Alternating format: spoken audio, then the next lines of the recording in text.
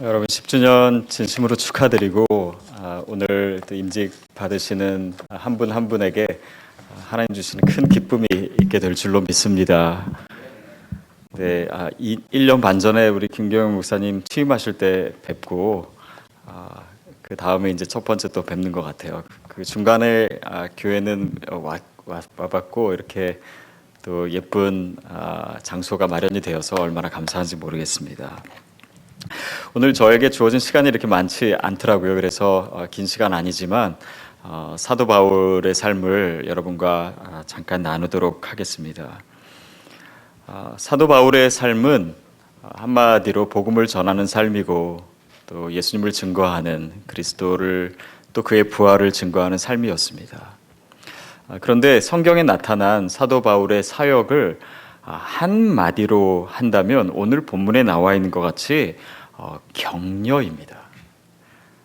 우리가 주님을 위해서 일하고 섬기고 또 그것은 우리가 하나님을 향해 있지만 사실 사람을 통해서 하는 일들이죠. 그런데 그것의 구체적인 모양은 격려예요. 교회에서 식당에서 봉사하고 또 주방에서 봉사하시고 또 목사님은 말씀을 전하시고 그 모든 것이 다른 종류의 격려가 아닌가 싶습니다. 그것을 나타내는 단어가 파라클레시스라고 하는 단어입니다. 이것은 무슨 뜻이 있냐면 격려하다, 또 위로, 또 embrace, 포옹하다. 굉장히 따뜻한 단어입니다. 그리고 오늘 임직 받으시는데 권사님이라고 하는 권사라고 하는 단어도 파라클레시스입니다. 그러니까 권사로서 물론 권사님뿐만 아니죠. 장로님, 집사님도 다 마찬가지지만 우리가 임직자로서 해야 될 한 가지가 있다면 그것은 바로 격려하고 위로하는 일입니다. 어떤 번역에서는 그것을 훈계하다, 권하다라고 하는 말을 exhort, 훈계하다라고 하는 단어로 번역을 하는데 문맥상 옳은 번역은 아닌 것 같습니다. 물론 사도 바울이 다니면서 혼내면서 훈계하고 가르치고 이렇게 하지는 않았을 것 같아요. 여러분, 저와 여러분의 삶이 늘 격려의 삶이 되기를 축복합니다. 우리가 어디를 가든지 무엇을 하든지 그것이 바로 사도 바울의 사역이었다라고 하는 것이죠. 자, 3절에 보면은 사도 바울이 지금 에베소에서 그리스 지방으로 갑니다. 그리고 그리스 지방에서 3개월을 머물러요. 그런데 그게 어떤 상황이냐면 이제 시리아로 건너가야 되는데 배를 타고 시리아로 가야 되는데 유대인들이 사도 바울을 죽이려고 하기 때문에 그를 잡으려고 하기 때문에 배를 탈 수가 없는 상황이 된 것입니다. 그래서 그리스에서 저 위쪽으로 마케도냐 지방으로 훨씬 돌아서 몇 달이 더 걸릴지 모르는 그 길을 돌아서 배를 타지 못하고 시리아 지방으로 가야 되는 그런 상황입니다. 사도 바울의 그 당시의 상황이나 그 마음을 헤아려 보면 굉장히 어려웠을 것 같아요. 그리스에 오기 전에 에베소에서는 그가 복음을 전했기 때문에 그 복음을 믿은 사람들이 우상들을 다 버리고 사람들이 우상을 버리게 되니까 그들이 가지고 있던 그런 우상의 그런 이 세공업자들이 만드는 그런 작은 우상들 이런 것들의 장사가 안 되고 그러니까 은세공업자인 데메드리오를 비롯해서 많은 사람들이 소동을 일으키고 사도 바울을 잡으려 하고 죽이려 하고 또 동료들이 잡혀가고 그런데 그가 거기서 아무런 힘도 쓸 수 없는 그런 답답한 상황. 그리고 지금은 이제 먼 길을 돌아가야 되고 언제 자기가 위험에 처할지 또 매맞게 될지 감옥에 갇히게 될지 언제 잡힐지 모르는 그런 어려운 상황에서 계속해서 그 일을 감당하고 있는 모습입니다. 사실 사도 바울의 마음과 그 상황을 헤아려 보면 다른 사람을 격려하거나 위로할 상황이 아닙니다. 오히려 위로받아야 되고 격려받아야 되고 누군가가 힘을 더 해줘야 되는 그런 상황이에요. 그러나 그 일을 감당하고 있는 것입니다. 저는 영국에서 유학 생활을 했는데요. 제가 그때 조그만 교회에서 청년부를 섬겼습니다. 몇 년 동안. 근데 기억에 남는 일들 중에 하나가 한 그 자매가 거기서 이제 몇 년을 지낸 다음에 한국으로 오늘 그 집사님처럼 한국으로 돌아가게 됐어요. 근데 인사를 하면서 무슨 얘기를 하냐면 제가 교회에 올 때마다 큰 위로를 받았다라는 거예요. 그러면서 이제 제 얘기를 하면서 제가 이렇게 교회 올 때마다 한 번씩 웃어주는 거에 은혜를 받았다는 거예요. 제 설교에 은혜를 받은 게 아니고 웃어주는 거. 제가 별로 이렇게 많이 웃는 사람도 아니었던 것 같은데 그 얘기를 듣고 제 얼굴에도 위로를 받을 수 있구나라고 하는 새로운 사실을 깨닫고 그 이후 한 15년 넘도록 제 목회의 여정 가운데는 성도들을 보면 웃어야 된다라고 하는 강박관념이 생기기 시작했습니다. 그리고 지금은 어느 정도는 그게 습관이 돼서 성도님들 보면은 아무리 기분 나쁜 일이 있다가도 갑자기 웃어지고 급방긋이 되고 그렇게 된 것 같아요. 그러면서 또한 그것이 목사의 삶이 아닌가 싶었습니다. 그런 단어 들어본 적 있습니다. 스마일 마스크 신드롬, 스마일 마스크 증후군이라고 하는 건데 이렇게 저희 목사나 아니면 뭐 연예인들처럼 자기의 상황이나 또 감정에는 상관없이 웃어야 되는 그런 사람들이 생기는 일종의 우울증이라고 해요. 자기는 웃을 수 없는데 위로가 필요한데 다른 사람들에게 위로를 해줘야 되고 웃음을 줘야 되고 기쁨을 줘야 되고 여러분 어쩌면 그것이 저와 여러분이 살아가는 삶의 한 단면의 모습이 아닌가 싶습니다. 사도 바울이 그랬던 것 같아요. 근데 이 파라클레시스라고 하는 단어는 이 파라클레시스는 파라 뭐뭐 옆에서 칼레오 부르다라고 하는 것입니다. 또 이것을 명사로 쓰면은 이 파라클레토스라고 하는데 그것은 우리 성령님, 보혜사 성령님을 나타내는 단어예요. 결국 그 위로와 격려의 끝에는 하나님이 계시고 특별히 오늘 이 상황 가운데 사도 바울이 계속해서 그 권면의 삶 또 위로와 격려의 삶을 계속할 수 있었던 것은 그가 그 옆에서 그를 끊임없이 위로하시고 격려하시고 그에게 새 힘을 주시는 하나님과의 친밀한 동행이 있지 않았나 싶습니다. 저도 한참 사역이 힘들고 또 제 능력의 한계를 느끼고 그리고 그렇게 기쁨 가운데 있지 못할 때 한 번은 기도원에 들어간 적이 있습니다. 불과 몇 년 전입니다. 그래서 기도를 하는 중에 제가 하나님께 그렇게 간구를 했어요. 하나님, 제가 이번 며칠을 기도를 하는데 제가 평생 이제 앞으로 제가 몇십 년을 더 일할 수 있을는지 모르겠지만 평생을 마음에 담고 사역할 수 있는 그 음성을 들려주세요. 그리고 무릎을 꿇고 주님이 저에게 말씀하시기 전까지는 절대 일어나지 않겠습니다. 이렇게 결단을 하고 기도를 했습니다. 1시간이 지나고 2시간이 지나고 3시간이 지났어요. 아무 음성을 들려주시지 않는 거예요. 그래서 처음에 일어나지 않겠다고 했는데 시간은 계속 가고 무릎은 너무 아프고 그래서 그러면 오늘은 제가 일어나겠습니다 하고 그리고 숙소로 돌아왔어요. 돌아와서 잠이 들었습니다. 그리고 그날 아침에 눈을 뜨는데 저는 이 전까지 지난 40몇 년 동안을 살고 또 신앙생활을 하고 목회를 하면서 한 번도 하나님의 육성을 들어본 적은 없었던 것 같아요. 그냥 제 마음에 주시는 하나님의 음성은 있었지만은 제 귀에 들려준 적은 없었습니다. 근데 아침에 일어났는데 무슨 소리가 들리는 거예요. 근데 그 소리가 이렇게 되게 분명한 소리가 아니라 막 물소리 같은 소리예요. 그 사방에서 들려오는. 그리고 그 소리에 점점 더 귀를 기울여 봤습니다. 이게 무슨 소리지? 이게 무슨 소리지? 근데 그때 저에게 들려진 음성은 너는 내 사랑하는 자요, 기뻐하는 자다. 예수님이 세례 받으실 때 하늘에서 하나님께서 들려주신 그 음성이 저에게 들리는 거예요. 너는 내 사랑하는 자요, 기뻐하는 자다. 근데 그 소리가 마치 물소리처럼 너는 내 사랑하는 자 기뻐, 너는 내 사랑하는 자요, 너는 내 사랑하는 자요 기뻐하는, 너는 내 사랑 이게 계속 들리고 그 소리가 제 그때 계산으로는 한 30분 이상 지속되었습니다. 저에게는 그 이후에도 그런 음성을 들은 적이 없고 그 이전에도 없고 그래서 그 들은 음성을 지금도 하루에 몇 번씩, 그리고 힘든 날은 몇십 번씩 생각해요. 그러면서 제가 나중에 더 생각하게 된 것은, 왜 그냥 너는 내 사랑하는 자요 기뻐하는 자다 이렇게 말씀하시면 되지, 그렇게 수많은 목소리로 오랜 시간 동안 말씀하셨을까?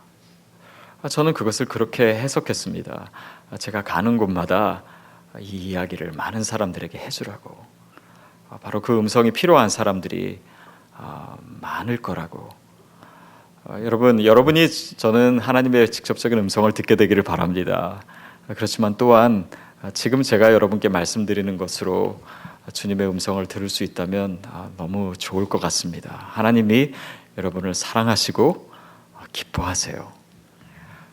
그분이 여러분의 마음을 위로하시게 되기를 바랍니다. 또한 격려하게 되기를 축복합니다. 10주년을 지나면서 많은 우여곡절이 많았을 것이고, 또 여러분 삶에도 어려움이 많았을 것입니다. 그럼에도 불구하고 꾸준히 주님을 섬기고 주님을 사랑하는 여러분을 주님이 축복하시기를 원하십니다. 너는 내 사랑하는 자요 기뻐하는 자다. 그렇게 주님과 독대할 때 사도 바울은 그의 삶에 계속해서 위로가 필요하고 힘든 상황이지만, 다른 사람에게 위로와 격려를 쏟아 부어야 되는 상황에서도 하나님께서 주시는 음성과 위로와 손길이 그로 하여금 날마다 다시 태어나게 한 것이 아닌가 싶어요. 여러분, 그래서 주님을 위해서 살아가는 저와 여러분은 하나님과의 관계 속에서 그 음성을 들어야 됩니다. 다른 사람에게서 위로를 찾는 것, 그것은 우리의 마음을 궁극적으로 채워주지 못해요. 금방 고갈됩니다. 더 사람들의 칭찬과 인정을 구할수록 거기에 중독돼요. 그러면 나중에는 그 중독된 상황 때문에 그것을 위해서는 다른 모든 본질마저 포기하고 싶은 그런 마음도 생길 수 있습니다. 하나님과의 독대, 하나님과의 관계 속에서 하나님이 저와 여러분을 위로하시게 되기를 축복합니다. 그래서 이제 사도 바울은요, 그 돌아가는 여정을 또 시작해요. 많은 사람들과, 오늘 본문에 나오는 많은 사람들과 같이 시작하는데, 그 사람들은 사도 바울이 교회를 세울 때마다 그 교회 대표로 뽑은 사람들입니다. 그래서 지금 시리아로 가는 이유는 예루살렘까지 가서 이 각 교회에서 모은 연보, 즉 헌금을 가난한 예루살렘 교회에 전해지기 위함이에요.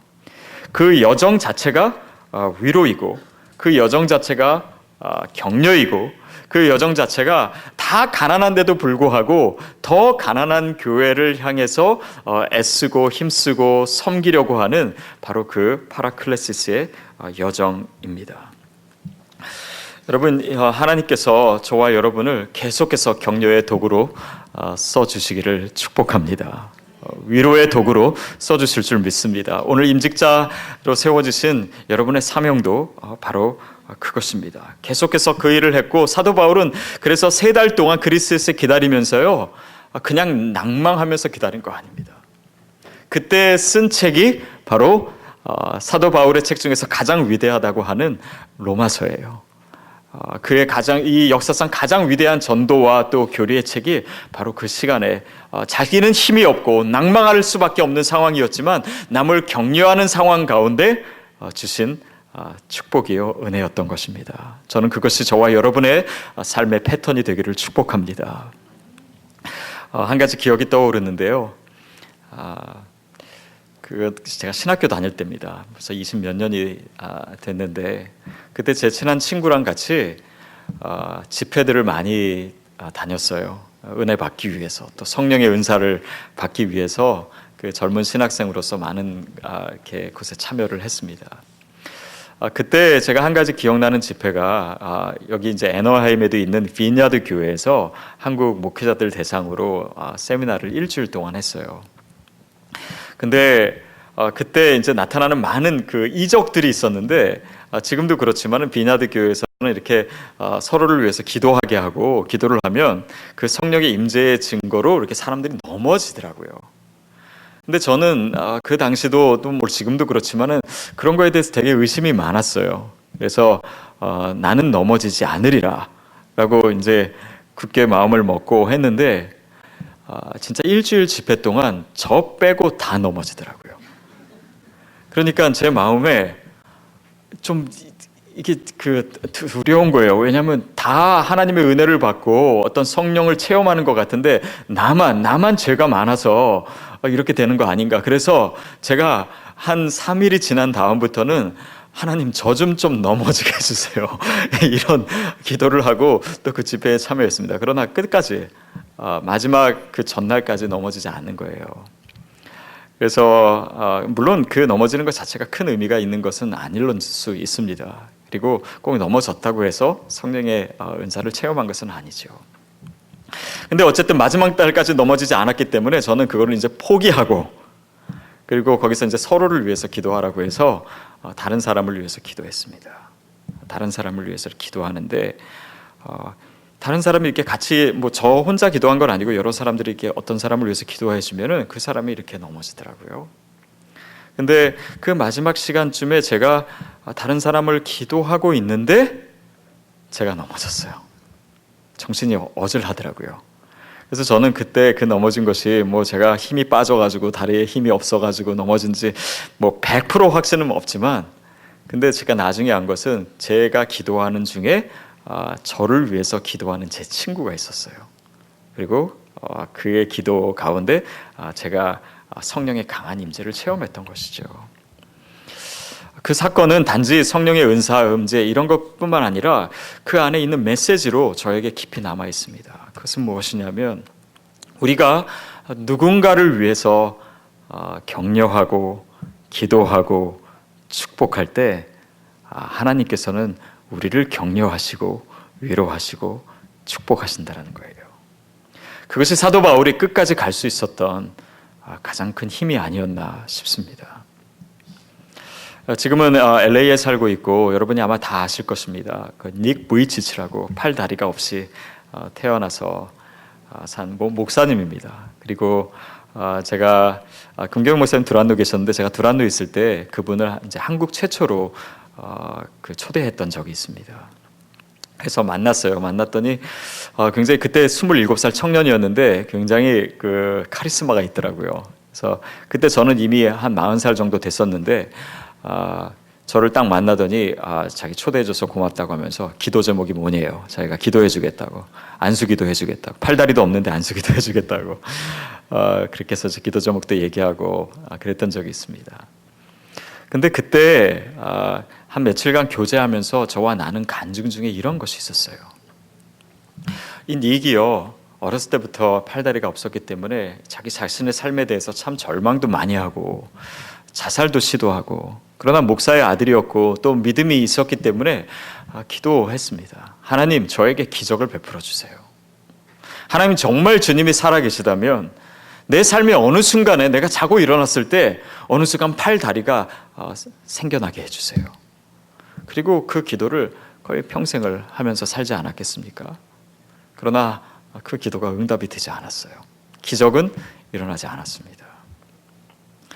그러나 또 하나님 주시는 그런 이 소망으로 인해서 그가 그 절망에도 불구하고 하나님의 소망을 전하는 전도사로 지금도 그렇게 사역하고 있습니다.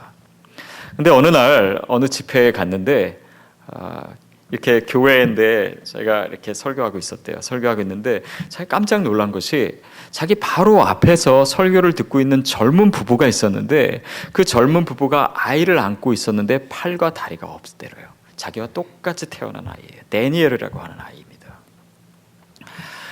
근데 이 부모가 나중에 이제 집회를 끝나고 얘기하는 건데, 이 부모가 아들이 그렇게 태어난 것을 보고 너무 마음이 어렵고 힘들고 절망스럽고, 병원에 찾아가도 의사들은 이 아이는 나중에 걷지도 못할 것이고 뛰지도 못할 것이고 인생에 할 수 있는 일도 거의 없고 오래 살지도 못할 것이고 그런 삶을 살 겁니다. 그러니까 절망했어요.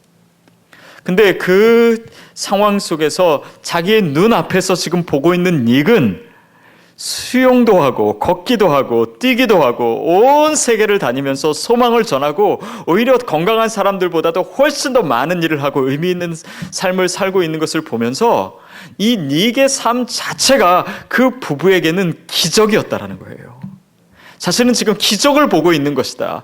자신이 그 고백을 듣고 네게 나중에 깨달아 하나님, 주님이 내가 원하는 기적을 베풀지 않으셨지만 내가 정말 주님을 위해서 다른 사람들을 위해서 격려하고 위로하며 사는 동안 하나님이 내 삶 자체를 기적으로 만드셨다라는 것을 깨닫게 되었다고.